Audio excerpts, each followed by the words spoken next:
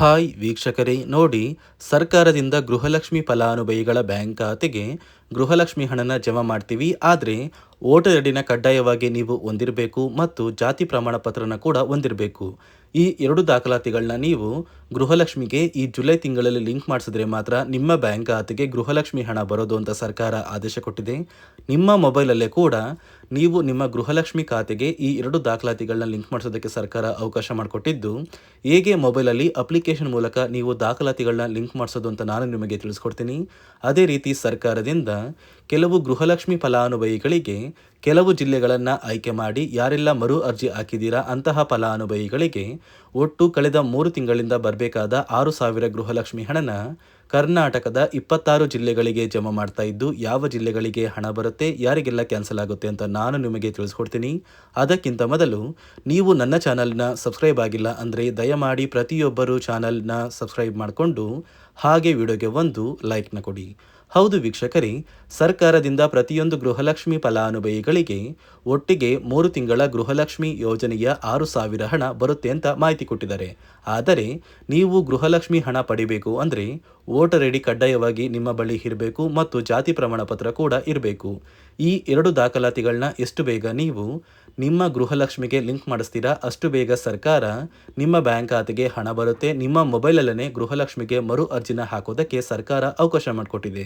ಹೇಗೆ ನೀವು ಮರು ಅರ್ಜಿ ಹಾಕೋದು ಅಂತ ನಾನು ನಿಮಗೆ ಪ್ರತಿಯೊಂದು ವಿಧಾನ ಕೂಡ ಹೇಳ್ಕೊಡ್ತೀನಿ. ಅದೇ ರೀತಿ ಸರ್ಕಾರ ಕರ್ನಾಟಕದ ಒಟ್ಟು 26 ಜಿಲ್ಲೆಗಳನ್ನು ಆಯ್ಕೆ ಮಾಡಿ ಗೃಹಲಕ್ಷ್ಮಿ ಯೋಜನೆಯ ಕಳೆದ 3 ತಿಂಗಳ 6,000 ಹಣನ ಜಮಾ ಮಾಡ್ತಾ ಇದೆ. ಈ 6,000 ಹಣ ಜುಲೈ 22ರಿಂದ ಫಲಾನುಭವಿಗಳಿಗೆ ಬರ್ತಾ ಇದ್ದು, ಯಾರಿಗೆಲ್ಲ ಹಣ ಬರುತ್ತೆ, ಯಾರಿಗೆಲ್ಲ ಹಣ ಕ್ಯಾನ್ಸಲ್ ಆಗಿದೆ ಅಂತ ನಾನು ನಿಮಗೆ ತಿಳಿಸ್ಕೊಡ್ತೀನಿ. ನೋಡಿ ವೀಕ್ಷಕರೇ, ಮೊದಲು ಸರ್ಕಾರ ಯಾವ ಕಾರಣಕ್ಕೆ ಗೃಹಲಕ್ಷ್ಮಿ ಯೋಜನೆಗೆ ಹೊಸ ರೀತಿಯ ಒಂದು ನಿಯಮಗಳನ್ನ ತಂದಿದೆ ಅಂದರೆ, ಇಲ್ಲಿ ಗೃಹಲಕ್ಷ್ಮಿಯಲ್ಲಿ ಸುಮಾರು 6ರಿಂದ 7 ಲಕ್ಷಕ್ಕಿಂತ ಅಧಿಕ ಮಹಿಳೆಯರ ಹತ್ರ ಒಂದು ವೋಟರ್ ಐ ಡಿ ಕಾರ್ಡ್ ಇಲ್ಲ. ಅಂದರೆ ವೋಟರ್ ಐ ಡಿ ಇಲ್ಲ ಅಂದರೂ ಕೂಡ ಅವರು ಸರ್ಕಾರದಿಂದ ಬರುವ ಗೃಹಲಕ್ಷ್ಮಿ ಹಣನ ಪಡಿತಾ ಇದ್ದಾರೆ. ಮತ್ತು ಸಾಕಷ್ಟು ಫಲಾನುಭವಿಗಳ ಒಂದು ಬ್ಯಾಂಕ್ ಖಾತೆ ಏನಿದೆ, ಆ ಒಂದು ಬ್ಯಾಂಕ್ ಖಾತೆ ಹೊರ ರಾಜ್ಯದ ಬ್ಯಾಂಕ್ ಖಾತೆ ಆಗಿದೆ. ಅಂದರೆ ಕರ್ನಾಟಕದಲ್ಲಿರುವಂತಹ ಫಲಾನುಭವಿಗಳು ಬೇರೆ ರಾಜ್ಯದಲ್ಲಿ ಹೊಂದಿರುವಂತಹ ಒಂದು ಬ್ಯಾಂಕ್ ಖಾತೆನ ಕೊಟ್ಟು ಗೃಹಲಕ್ಷ್ಮಿ ಹಣನ ಪಡಿತಾ ಇದ್ದಾರೆ.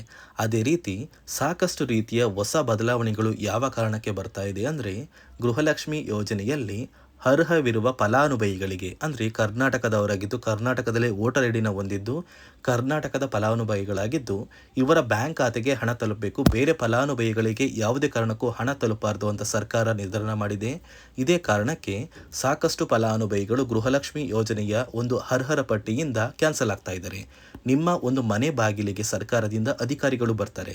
ಸೊ ಸರ್ಕಾರ ಗೃಹಲಕ್ಷ್ಮಿ ಮರು ನೋಂದಣಿಗೆ ಒಂದು ಅಪ್ಲಿಕೇಶನ್ ಕೂಡ ಕೊಟ್ಟಿದ್ದಾರೆ. ಅಂದರೆ ಮೊಬೈಲಲ್ಲೇ ಆ ಒಂದು ಅಧಿಕಾರಿಗಳು ನಿಮ್ಮ ಮನೆ ಬಾಗಿಲಿಗೆ ಬಂದು ನಿಮ್ಮ ದಾಖಲಾತಿಗಳಾದ ರೇಷನ್ ಕಾರ್ಡ್, ಆಧಾರ್ ಕಾರ್ಡ್ ಮತ್ತು ವೋಟರ್ ಐ ಡಿ ಇದೀಗ ಕಡ್ಡಾಯ ಮಾಡಿದೆ.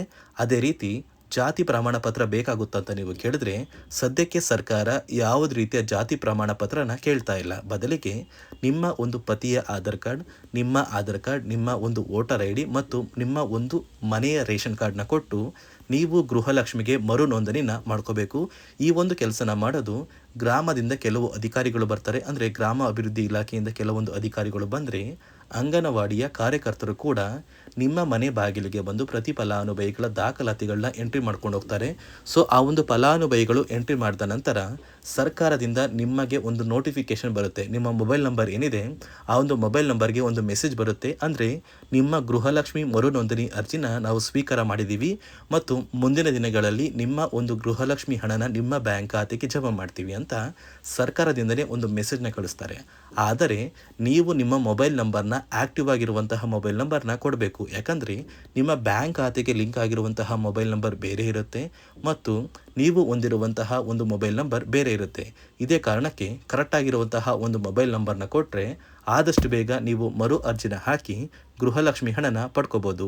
ಅದೇ ರೀತಿ ನೀವು ಹೊಂದಿರುವ ಬ್ಯಾಂಕ್ ಖಾತೆ ಏನಿದೆ ಆ ಒಂದು ಬ್ಯಾಂಕ್ ಖಾತೆನ ನೀವು ಆ್ಯಕ್ಟಿವ್ ಆಗಿ ಇಟ್ಕೋಬೇಕು. ಅಂದರೆ ಯಾವುದೇ ರೀತಿಯ ಒಂದು ವಹಿವಾಟನ್ನು ನಡೆಸ್ತಾ ಇಲ್ಲ ಅಂದರೆ ನಿಮ್ಮ ಒಂದು ಬ್ಯಾಂಕ್ ಖಾತೆಗೆ ಗೃಹಲಕ್ಷ್ಮಿ ಹಣ ಖಂಡಿತವಾಗಿಯೂ ಬರೋದಿಲ್ಲ. ಅದೇ ರೀತಿ ನೋಡಿ ವೀಕ್ಷಕರೇ, ನಿಮ್ಮ ಮನೆಯ ಕುಟುಂಬರು ಅಂದರೆ ಗೃಹಲಕ್ಷ್ಮಿ ಯೋಜನೆಯ ಒಂದು ಸದಸ್ಯ ಏನಾರು ಮರಣ ಹೊಂದಿದ್ದು ಅವರ ಬದಲಾಗಿ ನೀವು ಅಪ್ಲಿಕೇಶನ್ ಹಾಕ್ತೀವಿ ಅಂದರೆ ಅದು ಸಾಧ್ಯವಿಲ್ಲ. ಯಾಕಂದರೆ ನಿಮ್ಮ ಒಂದು ರೇಷನ್ ಕಾರ್ಡಲ್ಲಿ ಮನೆಯ ಯಜಮಾನಿ ಯಾರಿರ್ತಾರೆ ಅವರೇ ಮಾತ್ರ ಗೃಹಲಕ್ಷ್ಮಿ ಯೋಜನೆ ಯೋಜನೆಗೆ ಅರ್ಹರಾಗಿರ್ತಾರೆ. ಒಂದು ವೇಳೆ ಮನೆಯ ಸದಸ್ಯರು ಯಜಮಾನಿಯಾಗಿದ್ದು ಅವರು ಮರಣ ಹೊಂದಿದ್ರೆ ನೀವು ಗೃಹಲಕ್ಷ್ಮಿ ಯೋಜನೆಗೆ ಅಪ್ಲಿಕೇಶನ್ ಹಾಕೋದಕ್ಕೆ ಆಗೋದಿಲ್ಲ. ಮೊದಲು ನಿಮ್ಮ ಮನೆಯಲ್ಲಿ ಇರುವಂತಹ ಒಂದು ಹೆಣ್ಣು ಮಗಳು ಅಂದರೆ ಮಹಿಳೆ, ನಿಮ್ಮ ಒಂದು ಪತ್ನಿ ಇರ್ಬೋದು ಅಥವಾ ನಿಮ್ಮ ಒಂದು ತಾಯಿ ಇರ್ಬೋದು, ಅವ್ರನ್ನ ಮನೆಯ ಯಜಮಾನಿ ನೀವು ಮಾಡಬೇಕಾಗುತ್ತೆ. ಸೊ ಮನೆಯ ಯಜಮಾನಿ ಮಾಡಿದ ನಂತರ ಮಾತ್ರ ನೀವು ಗೃಹಲಕ್ಷ್ಮಿಯ ಸೌಲಭ್ಯನ ಪಡ್ಕೋಬೋದು. ಒಂದು ವೇಳೆ ನೀವು ಗೃಹಲಕ್ಷ್ಮಿಗೆ ಹೊಸದಾಗಿ ಅರ್ಜಿ ಹಾಕಬೇಕು ಅಂದರೆ ಇದೀಗ ಸರ್ಕಾರ ಅದಕ್ಕೂ ಕೂಡ ಕರ್ನಾಟಕ ಒನ್, ಗ್ರಾಮ ಒನ್ ಅಥವಾ ಬೆಂಗಳೂರು ಒನ್ ಸೇವಾ ಕೇಂದ್ರದಲ್ಲಿ ಅವಕಾಶ ಮಾಡಿಕೊಟ್ಟಿದೆ. ಆದರೆ ಮೊದಲ ಥರ ಇವಾಗ ನೀವು ಅರ್ಜಿನ ಹಾಕೋದಕ್ಕೆ ಆಗೋದಿಲ್ಲ. ಬದಲಿಗೆ ನಿಮ್ಮ ರೇಷನ್ ಕಾರ್ಡ್ನ ತೊಗೊಂಡೋಗ್ಬೇಕು, ನಿಮ್ಮ ಆಧಾರ್ ಕಾರ್ಡ್ನ ತೊಗೊಂಡೋಗ್ಬೇಕು, ನಿಮ್ಮ ಒಂದು ಪತಿಯ ಆಧಾರ್ ಕಾರ್ಡ್ನ ಕೂಡ ತೊಗೊಂಡೋಗ್ಬೇಕಾಗುತ್ತೆ. ನಿಮ್ಮ ವೋಟರ್ ಐ ಡಿ ಕೂಡ ಕಡ್ಡಾಯವಾಗುತ್ತೆ. ನಿಮ್ಮ ವೋಟರ್ ಐ ಡಿ ನಿಮ್ಮ ಹತ್ರ ಇದ್ದರೆ ಮಾತ್ರ ನೀವು ಗೃಹಲಕ್ಷ್ಮಿ ಯೋಜನೆಯ ಒಂದು ಅರ್ಹತೆಯನ್ನು ಪಡ್ಕೋತೀರಾ. ಒಂದು ವೇಳೆ ವೋಟರ್ ಐ ಡಿ ಇಲ್ಲ, ರೇಷನ್ ಕಾರ್ಡ್ ಇದೆ, ಆಧಾರ್ ಕಾರ್ಡ್ ಇದೆ ಅಂದರೆ ಇನ್ನು ಮುಂದೆ ನಿಮ್ಮ ಬ್ಯಾಂಕ್ ಖಾತೆಗೆ ಸರ್ಕಾರ ಗೃಹಲಕ್ಷ್ಮಿ ಹಣನ ಖಂಡಿತವಾಗಿಯೂ ಜಮಾ ಮಾಡೋದಿಲ್ಲ. ಯಾಕಂದರೆ ಪ್ರತಿ ವರ್ಷವೂ ಕೂಡ ಸರ್ಕಾರ ವೋಟರ್ ಐ ಡಿನ ಬಿಡುಗಡೆ ಮಾಡುತ್ತೆ, ಅಂದರೆ ವೋಟರ್ ಲಿಸ್ಟ್ನ ಬಿಡುಗಡೆ ಮಾಡುತ್ತೆ. ಈ ಒಂದು ಲಿಸ್ಟಲ್ಲಿ ಕೆಲವು ಫಲಾನುಭವಿಗಳ ಒಂದು ಹೆಸರನ್ನ ಕ್ಯಾನ್ಸಲ್ ಮಾಡುತ್ತೆ. ಒಂದು ವೇಳೆ ನಿಮ್ಮ ವೋಟರ್ ಐ ಡಿ ಏನಾದರೂ ಕ್ಯಾನ್ಸಲ್ ಆಗಿದ್ದರೆ ನಿಮ್ಮ ಬ್ಯಾಂಕ್ ಖಾತೆಗೆ ಗೃಹಲಕ್ಷ್ಮಿ ಹಣನ ಸರ್ಕಾರ ಕ್ಯಾನ್ಸಲ್ ಮಾಡುತ್ತೆ. ಈ ಕೂಡಲೇ ನೀವು ನಿಮ್ಮ ದಾಖಲಾತಿಗಳು ಎಲ್ಲ ಕೂಡ ಸರಿ ಇದೆ ಅಂತ ತಿಳ್ಕೊಳ್ಳಿ. ಹಾಗಾದರೆ ಮಾತ್ರ ನೀವು ಗೃಹಲಕ್ಷ್ಮಿ ಯೋಜನೆಗೆ ಅರ್ಹರಾಗಿರ್ತೀರಾ.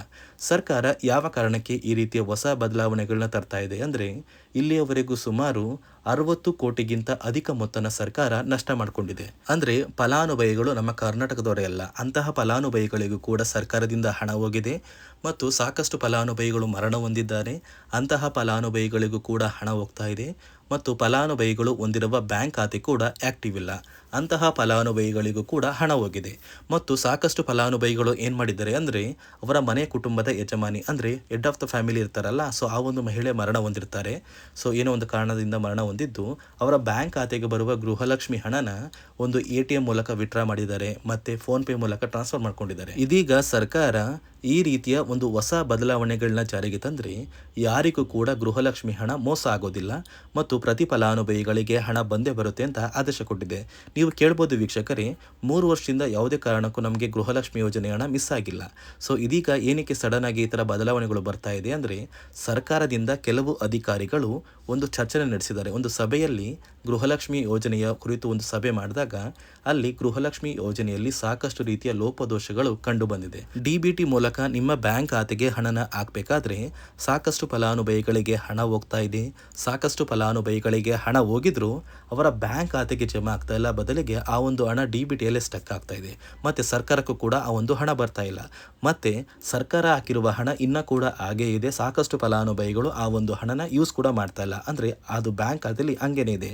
ಇದೇ ಕಾರಣಕ್ಕೆ ಸರ್ಕಾರ ಈ ರೀತಿಯ ಹೊಸ ಬದಲಾವಣೆಗಳನ್ನ ತಂದಿದ್ದು, ಯಾರೆಲ್ಲ ಫಲಾನುಭವಿಗಳು ಸರ್ಕಾರಕ್ಕೆ ತೆರಿಗೆನ ಕಟ್ತಾ ಇದ್ದೀರಾ, ಗೌರ್ನಮೆಂಟ್ ಜಾಬಲ್ಲಿದ್ದೀರಾ ಮತ್ತು ಇನ್ಕಮ್ ಟ್ಯಾಕ್ಸ್ನ ಪೇ ಮಾಡ್ತಾ ಇದ್ದೀರಾ, ಇಂತಹ ಫಲಾನುಭವಿಗಳ ಹೆಸರನ್ನ ಇನ್ನು ಮುಂದೆ ಸರ್ಕಾರ ಗೃಹಲಕ್ಷ್ಮಿ ಯೋಜನೆಯಿಂದ ಕ್ಯಾನ್ಸಲ್ ಮಾಡಿದೆ.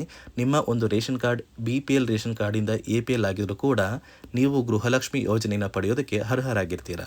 ನೋಡಿ ವೀಕ್ಷಕರೇ, ಪ್ರತಿಯೊಂದು ಫಲಾನುಭವಿಗಳಿಗೆ ಸರ್ಕಾರ ಒಟ್ಟು 3 ತಿಂಗಳ 6,000 ಹಣನ ಜಮಾ ಮಾಡ್ತಾ ಇದ್ದು, ನಾಳೆ ಬುಧವಾರ ಜುಲೈ 22ರಂದು ಕರ್ನಾಟಕದ ಒಟ್ಟು 26 ಜಿಲ್ಲೆಗಳಿಗೆ 3 ತಿಂಗಳ ಗೃಹಲಕ್ಷ್ಮಿ ಯೋಜನೆಯ 6,000 ಹಣ ಬರ್ತಾ ಇದ್ದು, ಯಾವ ಜಿಲ್ಲೆಗಳಿಗೆ ಹಣ ಬರ್ತಾ ಇದೆ ಅಂದರೆ ಬಾಗಲಕೋಟೆ, ಬೆಂಗಳೂರು ನಗರ, ಬೆಂಗಳೂರು ಗ್ರಾಮಾಂತರ, ಬೆಳಗಾವಿ, ಬಳ್ಳಾರಿ, ಬೀದರ್, ವಿಜಯನಗರ, ಚಾಮರಾಜನಗರ, ಚಿಕ್ಕಬಳ್ಳಾಪುರ, ಚಿಕ್ಕಮಗಳೂರು, ಚಿತ್ರದುರ್ಗ, ದಕ್ಷಿಣ ಕನ್ನಡ, ದಾವಣಗೆರೆ, ಧಾರವಾಡ, ಗದಗ, ಕಲಬುರಗಿ, ಹಾಸನ, ಹಾವೇರಿ, ಕೊಡಗು, ಕೋಲಾರ, ಕೊಪ್ಪಳ, ಮಂಡ್ಯ, ಮೈಸೂರು, ರಾಯಚೂರು, ರಾಮನಗರ, ಶಿವಮೊಗ್ಗ, ತುಮಕೂರು, ಉಡುಪಿ, ಉತ್ತರ ಕನ್ನಡ ಮತ್ತು ಯಾದಗಿರಿ ಈ ಜಿಲ್ಲೆಗಳಿಗೆ ಸರ್ಕಾರ ಒಟ್ಟು 3 ತಿಂಗಳ ಗೃಹಲಕ್ಷ್ಮಿ ಯೋಜನೆಯ 6,000 ಹಣನ ಜಮಾ ಮಾಡ್ತಾ ಇದ್ದು, ನಿಮ್ಮ ಬ್ಯಾಂಕ್ ಖಾತೆಗೂ ಕೂಡ ಕೆಲವು ದಿನಗಳಲ್ಲಿ ಹಣ ಬರುತ್ತೆ.